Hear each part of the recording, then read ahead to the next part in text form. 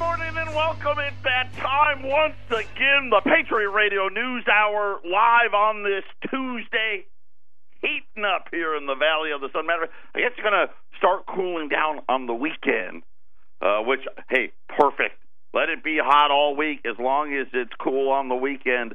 I'll take it. The golf courses are emptying out. The prices are getting ready to drop.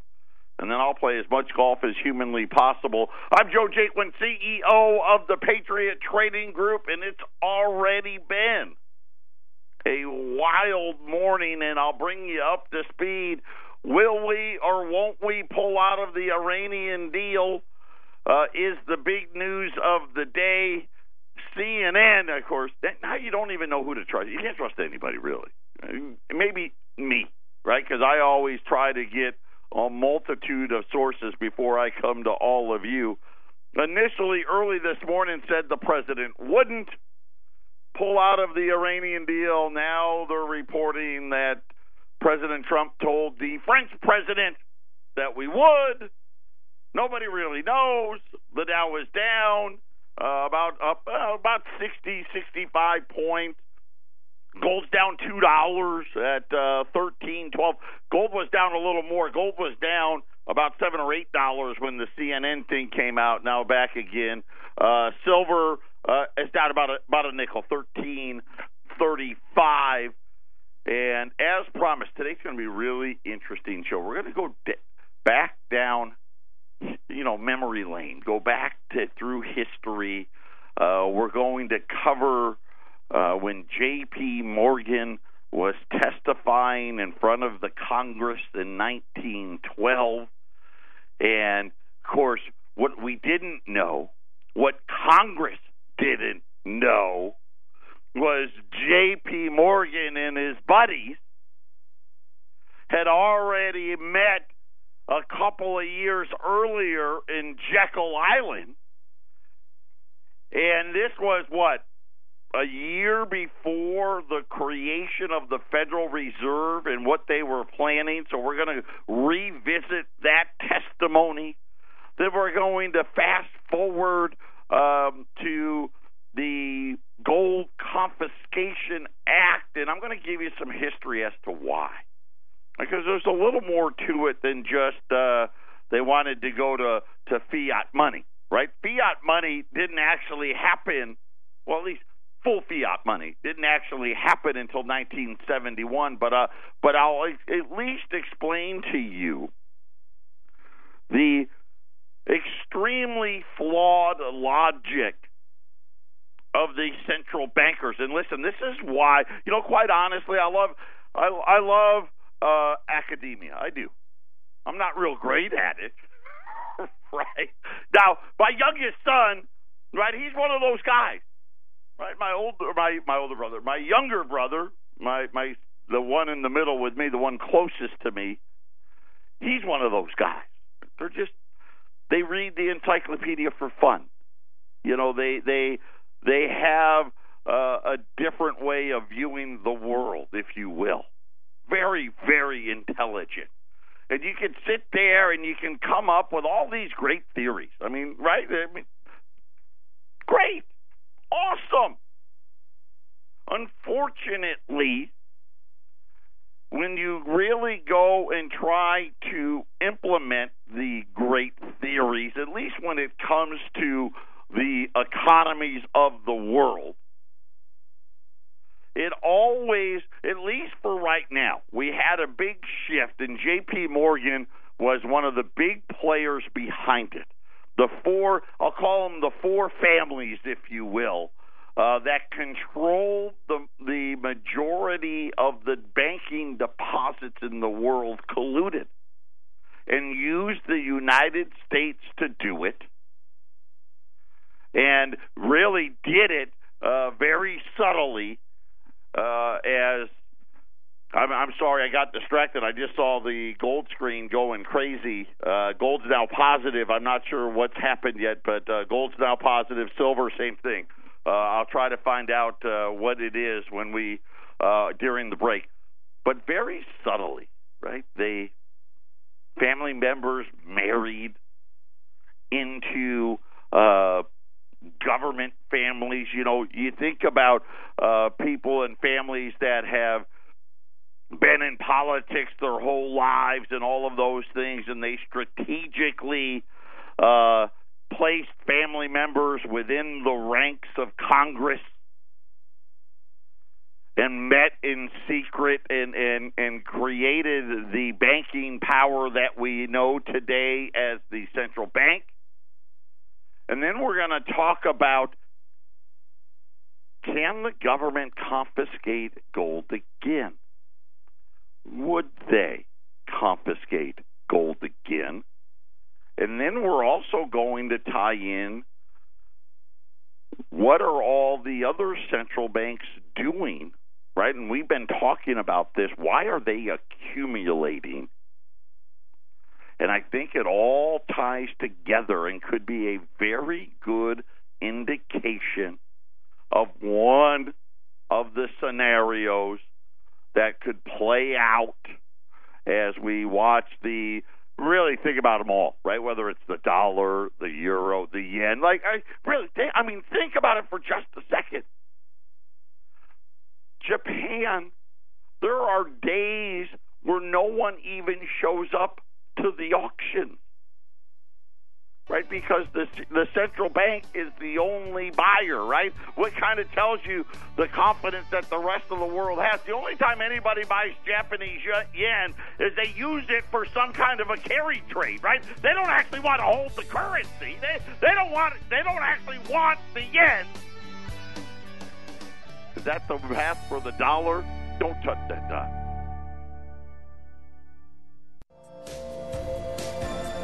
$800-951-0592, the website, the 3Ws.allamericangold.com.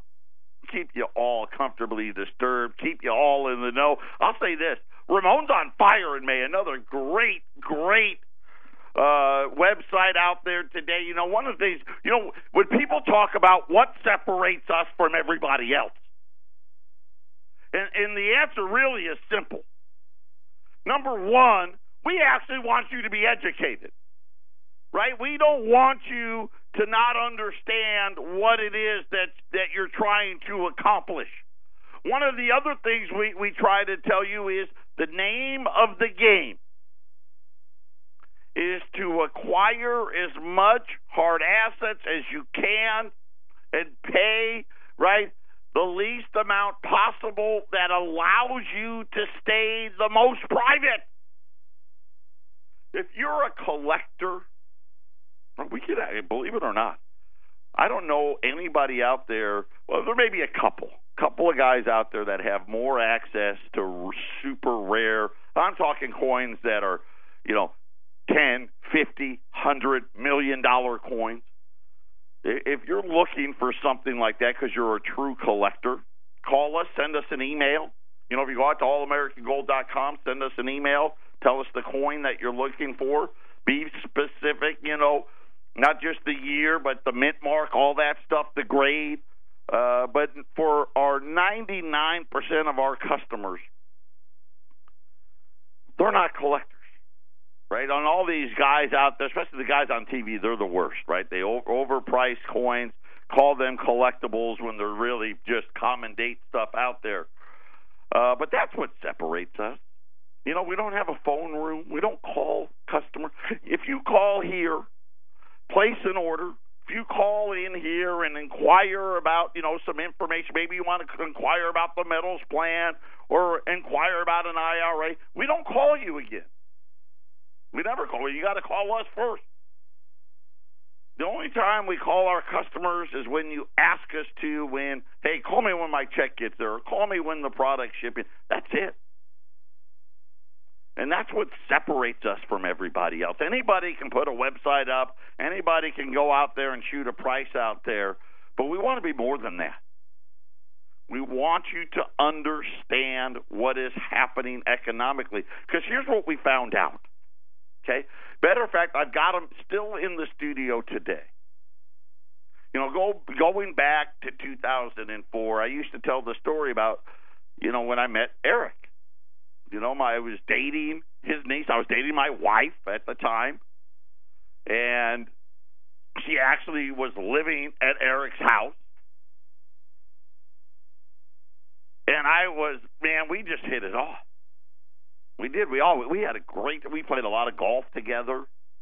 And I would tell my wife, who was my girlfriend at the time, gosh, I really like Eric. I like your uncle. I mean, we had a full-on bromance going on. But I said, he's nuts. Right? I owned tech stocks. I did, right? I had Cisco and I had Amazon. Well, it wasn't Amazon. It was AOL at the time, right? And what was it? Yahoo. Some of them that aren't even Lucent, right? Some of these places are not even in existence anymore. And I said, he's a wacko with tinfoil on his head. And I came when I started working here. After a while, I realized, man, he's not crazy at all. Matter of fact, I started looking at Fox News and CNBC completely different. And I started to turn into him.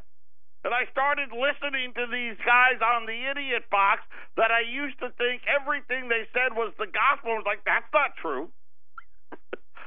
That's not true either, right? And, misinformation, all that stuff. And so I tell the story about the wacko with the tinfoil helmet. And I actually had customers bring me tinfoil helmets. And they're in my studio as we speak. And I'm just looking at them right now. And it just took me back. And you know what was funny? When the, whatever you want to call it, housing bubble, financial crisis hit, how many of you all of a sudden went from the tinfoil helmet wearing whack job to, you're not, you know what, you're not that dumb. Maybe we should have listened a little more. And lately, they've kind of, you're no longer the wacko with the tinfoil helmet, but they're not necessarily listening to you right now. Because listening to you is a lot harder than having, sunshine blown up your backside. But I'm going to tell you, they're going to be listening again very, very soon. And, we're watching all of this play out, and we're watching all the debts pile up. And so I wanted to take the time today to go back and understand how we got here. So one very prominent, you had the Rockefellers and the Warburgs and you had J.P. Morgan, right, and the families, if you will. And one of the reasons why people were wanting a central bank was because a lot of people didn't understand banking itself. And people got mad when their bank would fail. And back in the early 1900s, right, there was no FDIC insurance, right? The bank failed. Whatever money you had in the bank, you lost, right? I mean, that was it. And so a lot of people, right, didn't put all their money in the bank. They didn't put all their gold and silver in the bank. And, of course, the bankers didn't like that, because they couldn't lend out money if it wasn't first deposited. And so they would clamor that, hey, we need to have a central bank to give credit worthiness to the financial institutions so we can get more people to put their money in. So there we can make more loans, and i.e. we get to make more money. And so in 1910, the bankers that controlled most of the world's deposits, and think about this. This is at a time where, the gold rush is on, and people by the droves are heading west. And all these other new banks are opening everywhere and taking the deposits with it. And they didn't like that because they were greedy and they wanted all the money. And they asked J.P. Morgan to testify in front of Congress in 1912 on the subject of Wall Street, right? Because people were being manipulated, and they wanted to talk about potential manipulation of Wall Street from the banks themselves and what they called the quote-unquote money trust or banking monopoly of J.P. Morgan and Company. In the course of his testimony, Morgan made one of the most profound and lasting remarks in the history of finance. Now, again, I'm going to remind you, J.P. Morgan was already controlling the chessboard. And he was, I don't want to say that he was placating members of Congress, but let's just say J.P. Morgan was playing the greatest game of poker of all time. In reply to the question from the Congressional Committee staff attorney, Samuel Untermeyer, the following dialogue ensued as recorded in the congressional record. Untermeyer, I want to ask you a few questions bearing on the subject that you have touched upon this morning as to the control of money. The control of credit involves control of money, does it not? In other words, trying to bait J.P. Morgan into saying that the banks are the one that control the money because they control the credit. Morgan's response, a control of credit, right? Kind of like a rhetorical question. You know, he answered it, or control of credit? No. Control of credit doesn't equal control of money.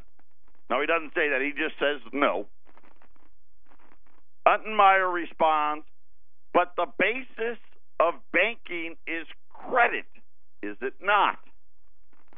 J.P. Morgan's response, not always, right? I mean, you know, let's face it now. They've got their hands in a lot of things. This is an evidence of banking. In other words, the issuing of credit is evidence of banking, but it's not the money itself. Now remember, in order for money to be created, credit has to be issued. How does the United States issue money? Treasury, right? They issue a debt, right? When the bank issues a loan, they're issuing credit on a mortgage or a car or whatever it may be, a building, and therefore it creates money. But here's what the profoundness was. The evidence of this is an evidence of banking, but it is not the money itself. Money is gold and nothing else. And we've heard this statement many of times. I've now come to view it as twofold. Number one, he is right. When you think about a store of value, money, sound money. Gold is it and nothing else. And I throw silver in there, but gold is it. When you're talking about Federal Reserve notes, we're not really talking about money at all. What they're talking about is something that we exchange, right? It's more of exchange of a credit than it is actual money. Morgan's observation, money is gold and nothing else, was right with two respects. The first and most obvious is that gold is a form of money. The second and more subtle, the and nothing else part, the first one, right? Money is gold. Okay, that's pretty simple. Okay, yep, we know throughout history, gold was viewed as a form of money. But the nothing else part was that other instruments purporting to be money were really forms of credit. Talk about why that's so important when we return. This is the Phyllis Schlafly Report, a daily broadcast from Phyllis Schlafly Eagles, a national volunteer organization founded by Phyllis Schlafly and continuing to uphold her legacy by opposing radical feminism and representing a traditional conservative perspective in our nation's capital. Now, the president of Phyllis Schlafly Eagles, Ed Martin. CIA Director Mike Pompeo, who has long been a much stronger Trump supporter than Rex Tillerson ever was, will step into his new role as Secretary of State without the baggage of a globalist mindset. Pompeo brings a welcomed outsider enthusiasm and focus that Tillerson unfortunately lacked. Tremendous energy, tremendous intellect, and we're always on the same wavelength, Trump said of Pompeo after picking him. The relationship has been very good, and that's what I need as Secretary of State.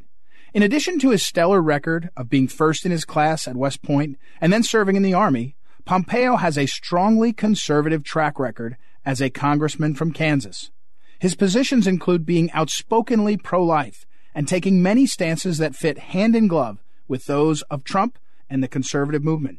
Phyllis Schlafly praised the freshman Congressman Pompeo in early 2011 for sponsoring a budget amendment that would have cut $8.5 million from the EPA's greenhouse gas registry.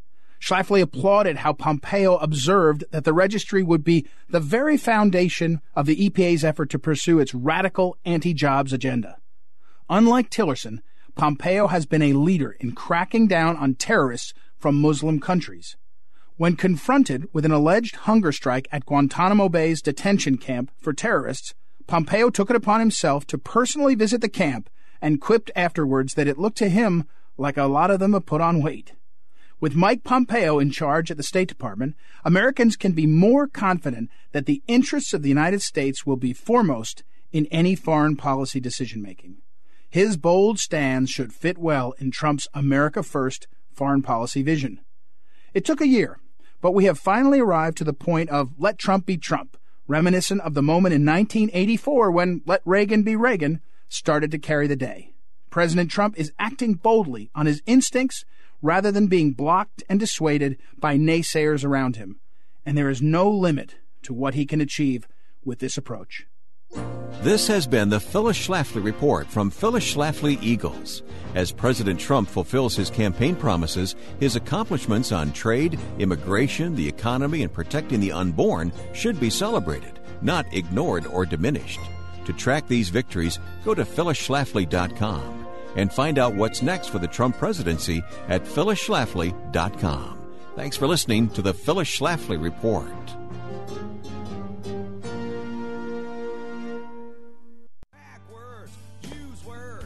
Welcome back, 800-951-0592. That is our toll-free number. Here's what we've got today. There is exactly one case or 25 rolls of backdate Silver Eagles. You're going to save $10 a roll, 50 cents an ounce. they're at $385, but that's all there is. And then the price jumps to $395, right? And we've been talking about this for the last couple of weeks now, where all of a sudden the selling has stopped. Demand has picked up immensely. Premiums are starting to rise again, and we're starting to have issues in coming up with the product. On the gold side, so that's silver, 25 rolls, $385. Do not wait. By the way, silver just went positive. Now 1340, almost 1645. So $385 on rolls of 20 U.S. Silver Eagles. The gold side, we were informed late yesterday. There are none, zero, nada, U.S. $20 St. Gaudens available where we like to be at the very lowest end. We had a customer, he bought 40 of them last week, and they told us that was the last that they had, and they haven't gotten any more since. However, today and today only, I don't know if it will even get to this afternoon until they're gone. We have about 75 MS-62 Saints. 75 MS-62 Saints, right? So those are graded. They come encapsulated in the hard plastic case, right? PCGS and NGC certified.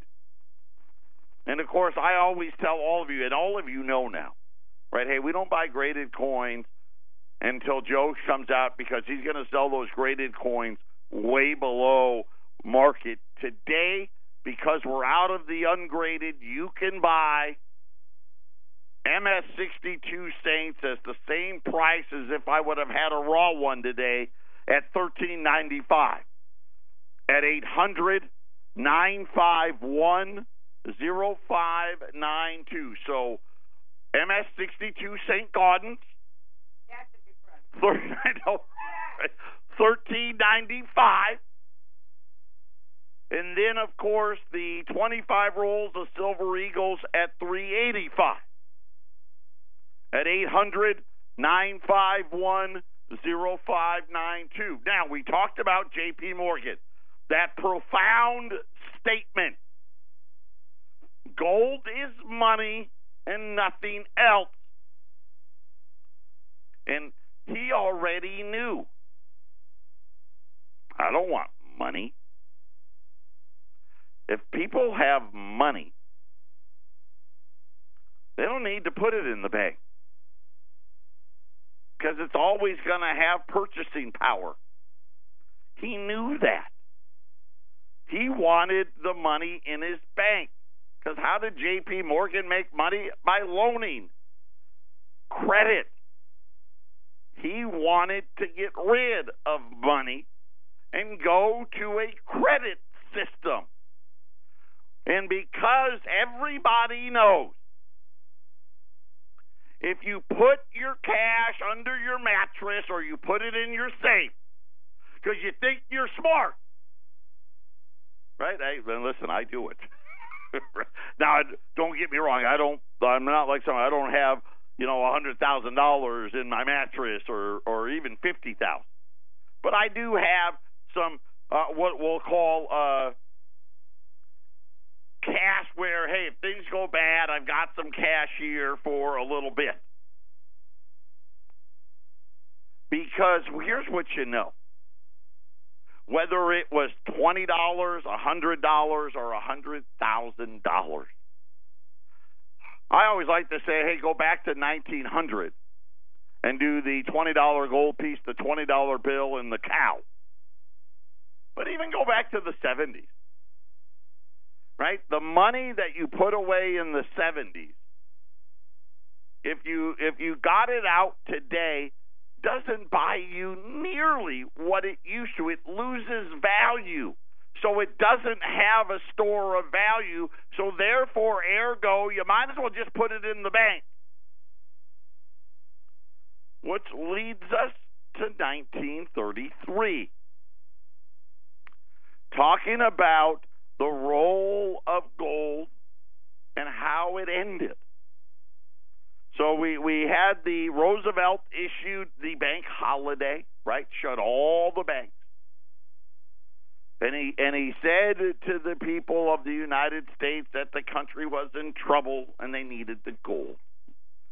And people were more patriotic then, and they said, okay, if the president says they need it and America needs it, we got to give it to them. When a government seizes gold, they do it when it's most valuable, right? Because the credit is broken down, right? Look at Venezuela today.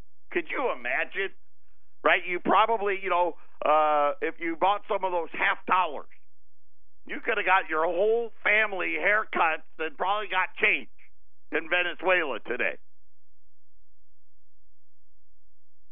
During times when fiat currency has become utterly devalued, right? Because it's the credit.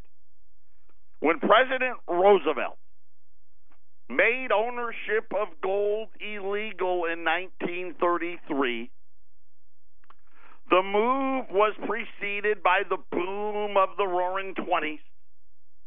Right? Again, remember, we put the central bank in 1 year after J.P. Morgan testified in Congress, and it didn't take them very long to issue a bunch of credit, did it?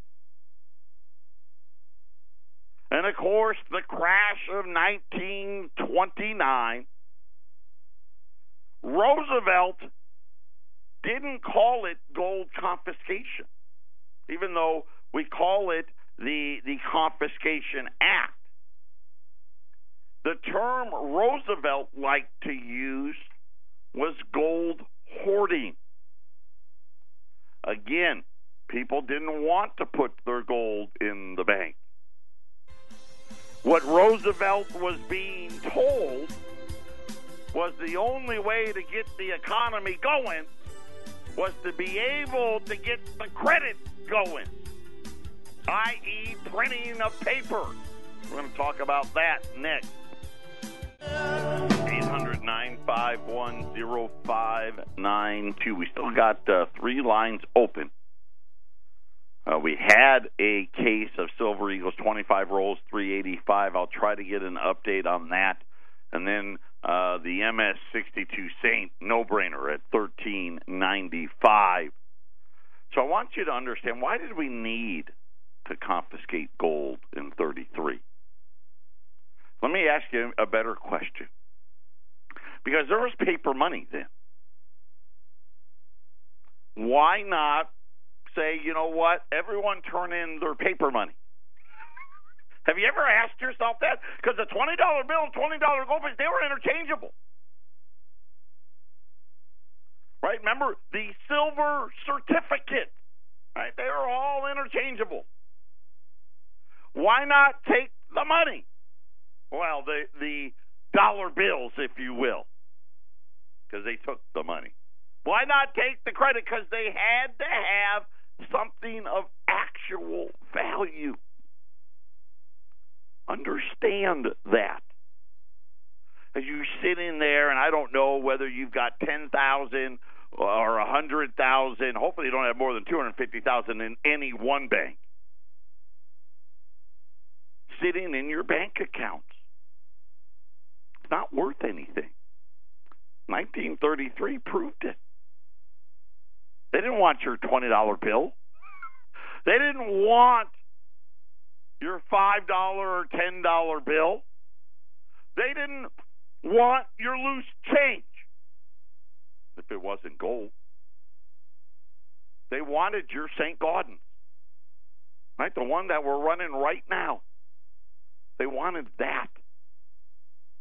And they shut all the banks, and man, J.P. Morgan was brilliant. And the more I study it, the more deviously brilliant these individuals were. Over half the banks never reopened. Why do you think that is? Oh, they can put their money into J.P. Morgan, right? You get it. So they had to take the gold. How did they guarantee compliance? Well, that was real simple, right? 10 years in prison and a $10,000 fine. That's like being, what would that be, 10 million, maybe 100 million today. But why? That's really the question that I'm going to answer for you. Under the 1913 Federal Reserve Act, see, members of Congress were skeptical. So they did put in this clause that the dollar had to be backed by 40% gold. In other words, if let's just say the government had $1 million worth of gold, right? Well, in theory, they could issue, like $2.8 million of cash, right? It got to be a 40% backing of gold. What the problem was, the Federal Reserve at the time in 1913, they thought that was enough. That was enough leeway to allow the Federal Reserve to print new money when it needed it. Credit, right? That's how the Roaring '20s happened, by the way, right there. They started printing a whole bunch of money. You had a boom and a bust. What does a government do when it needs to print money, but it doesn't have the gold reserves to do it? It passes an executive order, right, making the ownership of gold illegal. Remember, you couldn't even own gold from 1933 to 1971. I heard that comment from Warren Buffett. If you would have bought an index fund in 1942, it kills gold. Of course, two things were wrong with that. Number one, you couldn't even own gold in 42, Mr. Buffett. Number two, the fund you quoted didn't even exist. But I'm sorry. Anyway, that's a different show. So it needed the gold so it could print more money. This was the whole purpose. And that wasn't even enough. Then they said, by the way, after they took the gold from the citizenry, they revalued it at $35 an ounce. Why? So they could print even more money. And then, of course, by 1971, the Federal Reserve finally was able to convince everybody, let's just get rid of gold altogether. We've got a bunch. But now we can print as much money as we want, and it doesn't matter how much gold we have. Created the greatest bubble of all time. We've got hundreds and hundreds of trillions of dollars of derivatives, of debt, of this, of that. And now all of a sudden, you're seeing all of these countries buying gold, repatriating gold. And I've been speculating as to why. And it's because we're in the first inning of the debt crisis, right? All of these debts are getting too big to handle. We're starting to see countries collapse. We're seeing it in the States. We're seeing it everywhere. There's debt everywhere. And is there the potential for the government to, hey, you know what? When we issue a new money, we better have some gold to back it up so people actually will have credit in what it is that we're doing. Just a thought, you may want to be one of those gold hoarders. 800-951-0592. Final segment coming up. Final segment on this Tuesday. Just a little history for you, right? The money that's in your wallet, the money that we go to work for, and some of us go to 2 and 3 jobs for, it's just credit. It's actually not money. And because it's just credit, right, you put it in the bank because you know if you hold on to it, 10 years, 20 years, 30 years later, it's worth so much less. And that's why gold is what they call the store of value. Gold is wealth insurance.